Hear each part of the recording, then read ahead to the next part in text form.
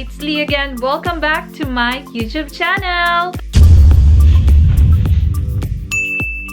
What's up guys? This is Lee again. If you're new to my channel, please consider subscribing now for more videos similar to this. So this channel is all about life, beauty, and travel vlogs. You hit the notification bell so that you get notified if I have similar videos related to this post. This video is all about my salary, a salary of a registered nurse.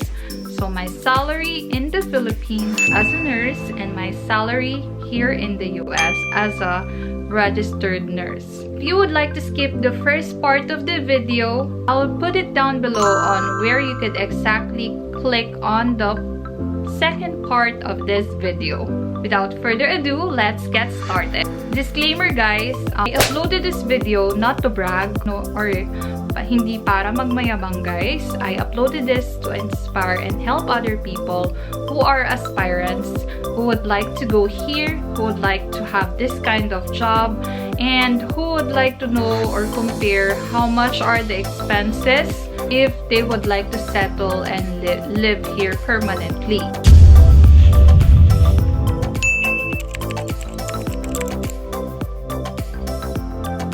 Salary in the Philippines as a nurse in the hospital.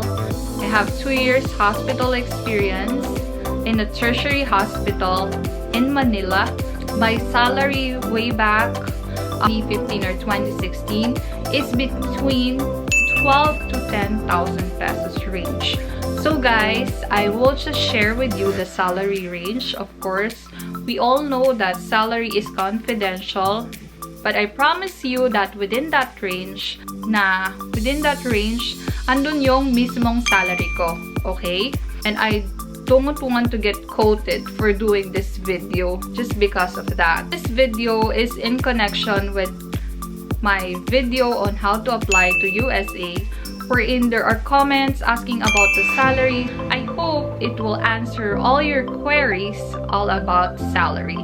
And then guys, right after I resigned from the hospital, felt exhausted at the same time you're uncompensated. You all know what I'm talking about. Came across the job street searching for nurses wherein they will help you with your NCLEX exam. They will pay for your NCLEX exam. At the same time, they will hire you to review your NCLEX. And then right after you pass your NCLEX, they will increase your salary. So, I was very lucky that I was able to apply and get hired to this company, and they helped me pass my NCLEX. Initially, I was paid like within the range of 20,000 pesos to 25,000 pesos per month just to study and pass the NCLEX exam. And luckily, I passed, so it was increased. My salary was increased to a base pay of 35 to 40,000 pesos basic salary. So guys, I'm just providing you the updated salary now because recently it was increased again due to competition from the other companies. It might get lower or higher. It depends on the company. It will depend on your experience, on your credentials, and your performance once you're hired. Okay. Other than that, you will also receive a USRN allowance wherein it will fall every first cut-off of the pay. That will range into 8,000 to 10,000 pesos. So after that USRN allowance, there is still a meal transportation, clothing, laundry allowance, and that will be close to 2,500 pesos. And then guys, you will also qualify for quarterly incentive bonus. It will depend if you hit their target. So quarterly incentive bonus is the lowest QBC that I receive. That would be every 3 months is around 8,000 to 9,000 pesos. And the highest that I receive is between 11,000 to 12,000 pesos. Okay, so guys, what is a utilization review nurse? Well, utilization review nurse, you're not working in a hospital setting. Well, there are UR nurses here in the US that are working still inside the hospital, but they are case management or case managers. What do? They will do initial assessment for the patients by using the electronic clinicals that was sent to you by the facility or the hospital, and you will review or determine if they're appropriate for their stay, kung tama bang i-admit sila sa hospital, or kung pwede naman silang outpatient, yung gano'n. Parang similar yan sa ating mga HMO cards. Ano siya, subject for approval or for denial. Basically, you just need to make sure that they're getting the right treatment for them. So, yon ang utilization review nurse. And you need to have 2 major qualifications. You should have at least 2 years hospital experience and be an NCLEX passer at the same time. So during my time, they are the one who paid for my NCLEX exam, and I just had my 2 years hospital experience. Okay, why am I just sharing you the salary range? Because it will depend on your experience and your credentials. See, for example, we have this nurse with only 2 years of experience and this nurse with 5 years experience. So definitely the one with the higher experience will get the higher pay, and the one with a master's degree will get a higher pay compared to the regular registered nurse. Okay, get? So guys, the basic pay that I share with you could be lower or higher. It varies per person, but within my scope of friends or scope of yung mga kakilala ko, yun ang nalalaman ko po, guys. And other companies can make it higher or closer to 50,000 pesos for the basic pay, but the allowances, it varies too. Some institution or some company does not all offer such allowance, and I'm not sure on how they do their quarterly incentive bonus. But guys, there's a catch. Since they're the one who paid for my NCLEX, I was bonded with a 2-year contract, and the 2-year contract, I was offered a 100,000 signing bonus. So guys, the 100,000 signing bonus, you will not get it in one payoff. It will be divided into 3. For example, after 1 year, you will get a 25K. After 1.5 years, 25K.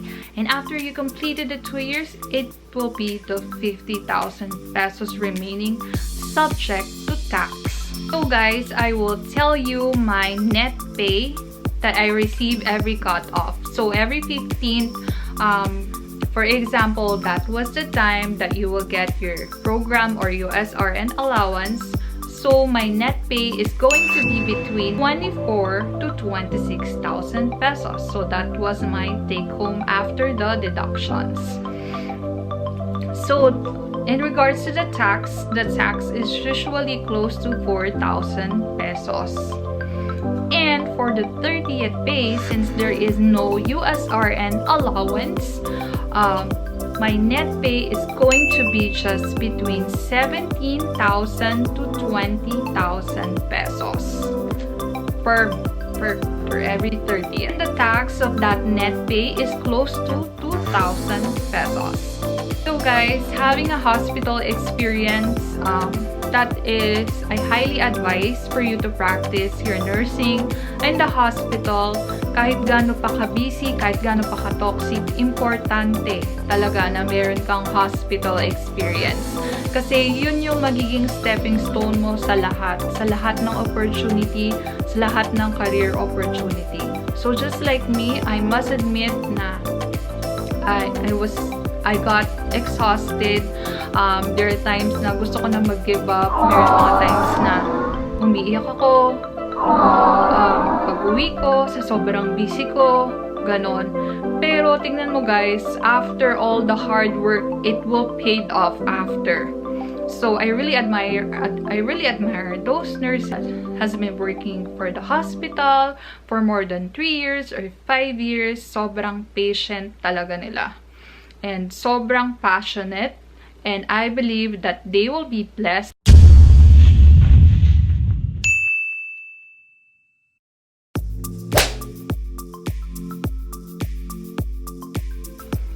Okay guys, let's start with the part 2 of this video.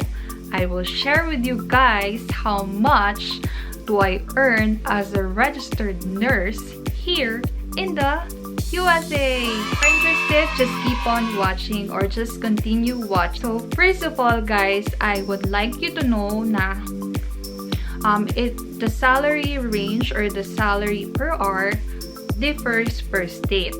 Okay, so the state where I'm at right now, which is North Dakota, has a low cost of living. So what do I mean by that, low cost living? See, for example, I'm here in North Dakota. So the houses here, you can rent a house here for as low as $300.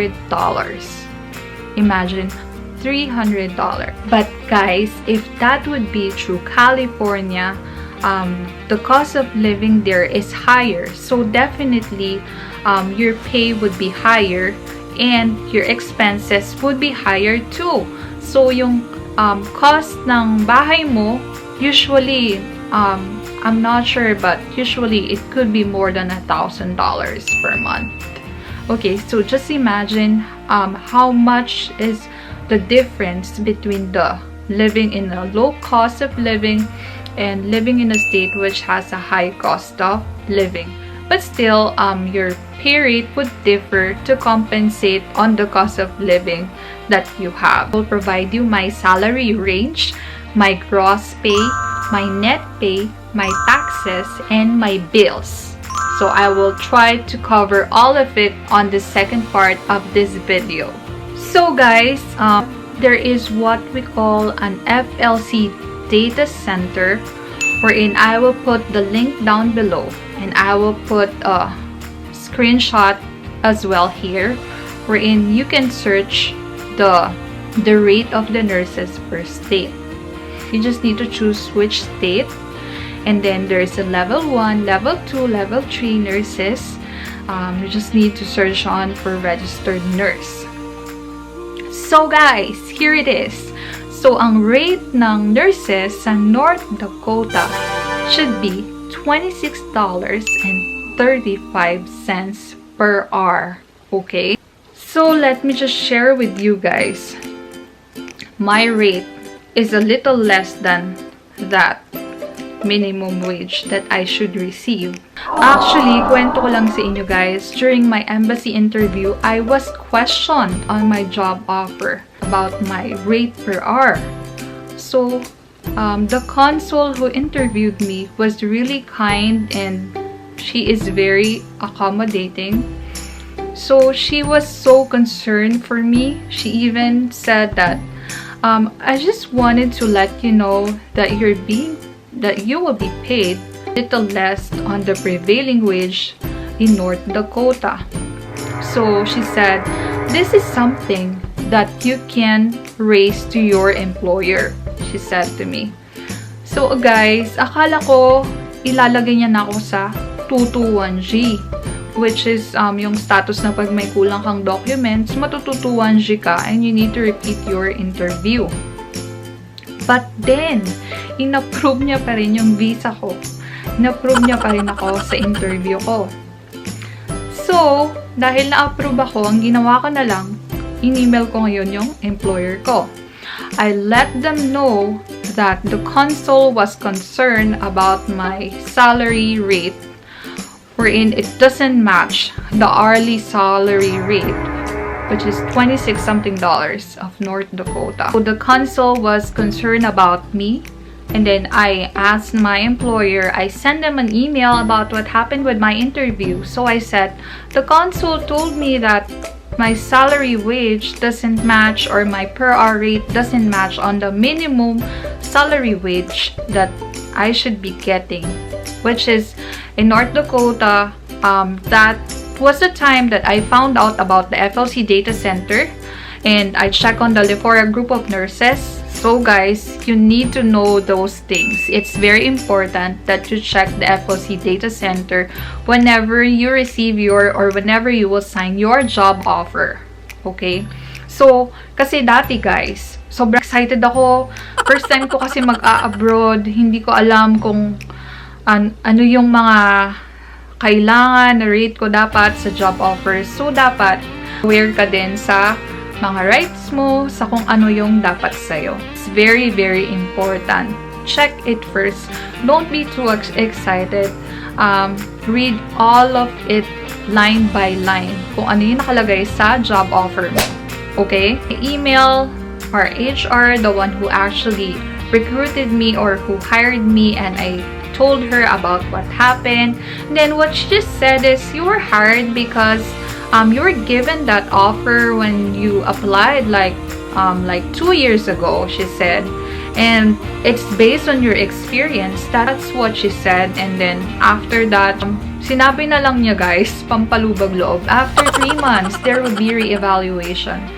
But guys, anong month na ngayon? Magko-close to 7 months na ako dito. Asa na ang re-evaluation? So, wala pa din, guys.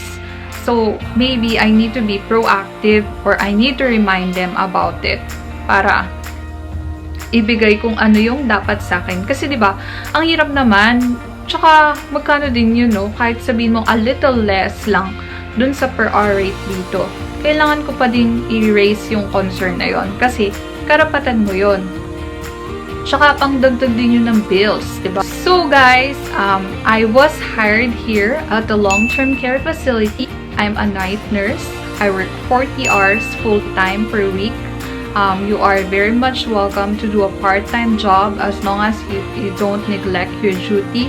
As long as it will not be a conflict to your schedule, is closely. And if you're going to work here as a night nurse in a nursing home or a long-term facility, just to give you a heads up, mag-isang nurse ka lang, sa buong unit. Pero, meron kang mga nursing aides. So, okay naman siya so far. Yun nga lang, ikaw ang magiging responsible and liable sa lahat dahil ikaw ang nursing supervisor nila. You are in charge of the whole unit. So, wanted to share with you the differential here is not just night differential. The differential pay will start at 2 p.m. until 6 a.m. in the morning. Isn't that nice? Also, we have call-in pay. For example, there is a shortage of nurse for this shift. They would need a day nurse or a night shift nurse. For example, someone had a VL. They would need a nurse to cover up the shift. So, that would be additional $5 per hour pay. But guys, that is just here in the small town where I work. Alam ko, mas mataas pa yan sa iba. Yung call-in pay sa iba, nadodoble pa yan. Ang per hour mo, dinodoble pa nila yan minsan sa iba. Pero dito guys, medyo mababa ng konti. So, minsan, pag kailangan nila, gagawin nilang $10 per hour yung call-in pay. Yung magpipick up ka ng shift. Yung additional shift. So, kung ayaw mo mag-part-time, gusto mo lang mag-pick up ng shift, pag may vacant, pwede yun. Sa amin, every cut-off, laging may vacant shift. So, kumikitang kabuhayan ka. Kung kaya ng katawan mo, mag-pick up ka na mag-pick up ng shift. Tapos guys, ang sahuran dito is every 2 weeks. That is every Friday of the second week. Okay? So, hindi sila nade-delay guys sa pagsapasweldo dito. Maaga mong marireceive ang sweldo mo and on time talaga sila. Meron din mga holiday pay, pero I'm not sure, parang konti lang ang holiday dito, parang 6 to 7 lang per year. Ganun. So guys, since you already knew the per hour rate here, I will talk about the gross pay and the net pay and the taxes. So my gross pay that I receive per cutoff is between $2,000 to $2,500. So, yon ang aking gross pay, guys. So, syempre, after all the deductions, the taxes, my net pay will be trimmed down between $1,600 to $1,900. So, yon. So, binigyan ko lang kayo ng range. Kasi, iba-iba yan per month, per cut-off, nag-iiba-iba yan. Depende pag may holiday pay, pag nag-pick up ka ng shift, medyo tataas ng konti, pero ang tax mo tataas din. I am paying for my health insurance. I think that is around $120 something. Yung pinili kong health insurance, I picked the high deductible insurance. Actually, I don't fully understand it yet, but yun yung pinili ko kasi yun ay my savings account. Yung kung baga kahit hindi mo siya ginagamit, yung nagbabayad ka per month, napupunta siya sa savings mo. As long as di mo siya nagagamit, mapupunta siya sa health savings account mo. Ganon. Since you already knew my net pay, which is around 1,600 to 1,900, the tax range that I usually receive per month, kasi meron dito state tax, meron dito federal tax.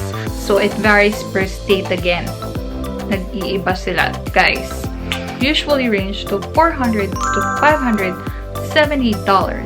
per cut-off. Okay? That is per cut-off, not per month. Meron din ako mga dental, pero medyo mababa ang dental charge. Nasa $4 or something lang. So, yun ang aking mga paycheck. Range ng paycheck ko dito sa North Dakota, which has, again, low cost of living. So, your paycheck would be higher if you're living in a state which has a higher cost of living. Kasi, of course, ang grocery mo, tataas. Ang apartment rate mo, mataas. Ganun. Now guys, let's go into the last part of this video that will be helpful for those who would like to settle here and is having a hard time deciding. So let's get into this. First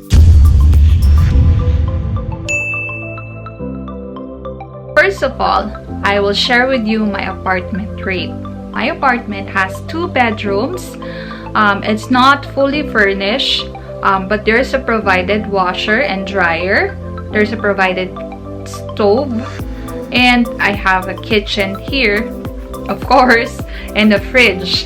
And dito guys, ang apartment cost ko is $450.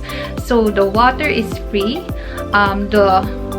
The landlord is the one paying for the water and the garbage, because those other houses here, they pay for their garbage and they pay for their water.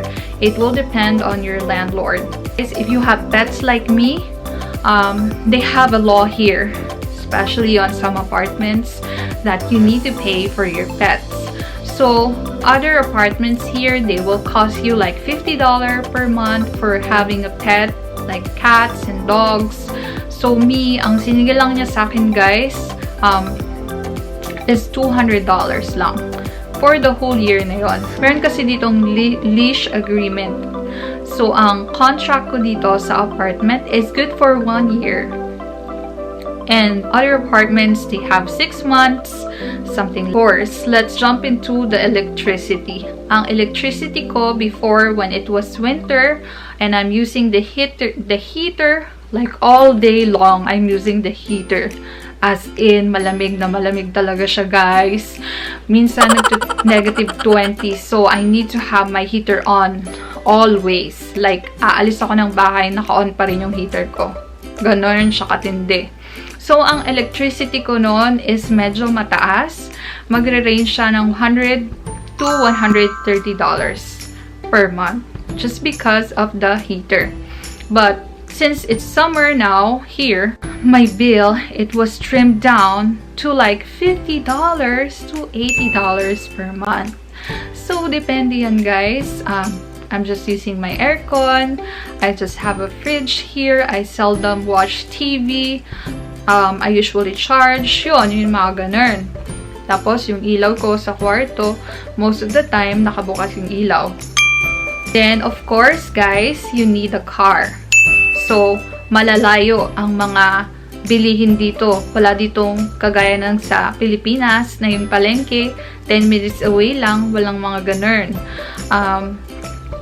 Although malapit ako sa grocery, pero guys, kailangan mo talaga ng sasakyan. Milya-milya ang layo dito sa North Dakota. And of course, pag winter, hindi ka pwedeng maglakad guys, lalo na pag malayo ang lalakarin mo. Nagne-negative 20 ka at mag-full force coat ka pa dyan. Just kote, baka ma-frostbite ka. So, kailangan mo rin talaga ng sasakyan. Binili kong sasakyan is 4x4 for my own safety na rin. Kasi, napaka-winter nga nung area na to. Laging nagsusnow. So, kailangan ko ng 4x4. Ang bill ko per month is it jumped up to $390 something per month. Originally, it was just around $350, but of course, you need to have subscription. You need to pay additional for maintenance, for something like warranty, something like that. Hindi ko na masyadong ma-elaborate, guys, kasi hindi ako masyadong maalam sa mga sasakyan, pero yon. Tapos, guys, you need to have a car insurance here. It's a mandatory na may car insurance ka. Kasi against the law, pag nagda-drive ka na hindi insured ang sasakyan mo. Okay? So, after searching a lot of insurance dito, ang nakita ko na budget-friendly or swak sa budget ko dito, Progressive. So, ang Progressive ko is $137 per month. And syempre guys, sa umpisa, mataas-taas ang halaga ng insurance mo. But after that, if you're still loyal to them, matitrim down yung $137 ko na yun. So, it will still vary per person. It will still vary kung ano yung type ng sasakyan mo, kung gaano ka nakatagal dito, yung mga ganong bagay, te. I-expect mo, pag dito ka pa lang, considered as new driver ka. Kaya, expect mo na medyo mataas ang iyong insurance sa umpisa. Tapos, after nyan, bababa na rin yan ng pusa. Syempre guys, kailangan ko dito ng TV. Kailangan ko ng The Filipino Channel. Kung hindi, nako, baka mabore ako malungkot ako ng bongga. So, ang TV service ko dito is with AT&T. Meron na yung GMA, meron na yung ABS-CBN channel. So, it cost me $75 per month. And syempre, hindi ako mabubuhay ng walang phone service. So, meron din ako AT&T phone service. And yung bill ko, nagbabari siya between $80 to $100. Bakit? Kasi, paiba-iba ako ng plan. Hindi ko alam kung ano gusto ko. Minsan, dina-downgrade ko. Minsan, dina-upgrade ko. Syempre, nagkakaroon ako ng mga overage charges kung ano-ano dahil sa mga changes. Ganun. Tapos guys, kailangan ko din ng internet. Sobrang addict ako sa internet. So, kailangan ko ng additional internet service. And that is close to $75 too per month. So, malapit na tayo matapos guys. Konti na lang to. Just hang on there. Tapos guys, ang aking grocery, naglalaan ako ng $100 per month para sa akin. Sa akin na mag-isa lang ako dito. I'm just alone. So, it will differ if you're a big family or if you're going here as a family. It will be different. Okay? So, dahil medyo matipid ang lola mo, tapos nakita nyo naman ang aking katawan. Mapayat lang ako, te. Ang gastos ko sa grocery, $50 to $60 for my 2 weeks na yon. So, naglalaan ako ng close to $100 per month. Syempre guys, if you will summarize all of those expenses every month, it's like $1,300 to $1,400 just meant for my bills. So can you imagine guys, almost half of my pay is just for my monthly bills. Pero guys, syempre, makakatipid ka pa rin. Ako, makakasave ka pa rin kahit papano. Kumpara mo naman yung sa dati, di ba? Na sinisweldo ko sa hospital between 10 to 12K per month lang. Tapos, minsan nag-iiba pa yun, lalo pa yung bumababa. Okay din talaga na mag-abroad ka or pumunta ka dito. Lalo na kung sa area na kagaya nito na low cost of living, pero medyo boring, te. Malayo ka sa mall. So, ang mall dito is 38 miles away from me. Aksaya ka din sa gas. In terms of gas, nung meron na malapit na sa orange line yung gas ko, pina-full tank ko siya and ang binayaran ko is $40. Okay? close to $40. So, maglaan kayo siguro mga $40 to $50 for your gas, mga ganun. Ang full tank. Tapos, dito pala, ikaw ang gasoline girl or gasoline boy. Walang magagas ng sasakyan mo, kundi ikaw lang. Asahan mo yung sarili mo. Hindi ko alam, pero minsan, nag-offer naman sila ng help. Kaso, most of the time, you're on your own. So, lahat dito, ikaw lahat. If you have any comments or suggestions, future videos that you would like to see related to this poll, just comment down below, okay? I will provide you my email address if you have something personal na gusto nyo na in detail. Just drop your comment down below, drop your email down below for your questions. I only share the major expenses that you will encounter here. Hindi ko pa sinama yung magkano yung pinapadala ko sa Pilipinas, kung magkano yung mga naiwan kong mga bills sa Pilipinas, and yung mga credit card bills ko, and mga online subscriptions ko dito. So, kayo nang bahala. Kayo na rin ang mag-convert, guys. So, I hope this video was really helpful for you. And kung gusto niyo pa ng gantong videos, just let me know. Okay? Ang advice ko sa inyo, please check the FLC Data Center for the wage or the minimum wage requirement on your state. Be proactive, guys, when it comes to your pay. So, it's really, wag lang pirma ng pirma sa job offer. Maging mapanuri din kayo sa lahat-lahat ng mga nilalatag sa inyo ng mga offer. I highly advise for you to make sure right after your license endorsement that you process your compact state license too. That would be very helpful if, for example, you were not satisfied with the current state that you were assigned to, and if you have plans of transferring or relocating to another state. So, having a compact state license is very helpful. So, yun lang ang ma-advise ko sa inyo. Thank you so much for watching this video, and let's connect to each other. Please consider subscribing now to my channel and hit the notification bell, and let's connect to each other. I will drop my Instagram and Twitter account. Thank you so much for watching, guys. I hope you have a blessed career and you have a happy life. Bye!